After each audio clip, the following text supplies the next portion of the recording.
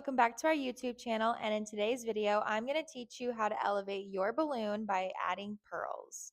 If you look at the setup right now, you're going to notice there are some pearls on the orange balloons. Here's a closer look.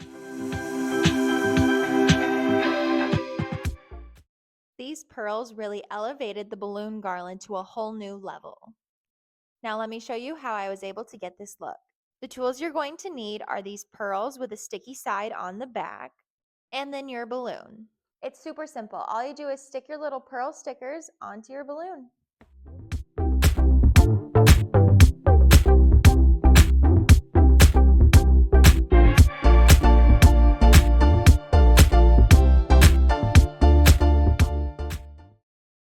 And there you have it. You have a balloon full with pearls now.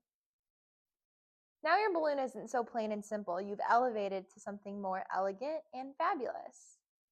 Personally, this is my favorite way to elevate a balloon because I love pearls, but I want to know how you elevate your balloons. So leave a comment down below letting me know. Make sure you also like and subscribe. Thank you for watching.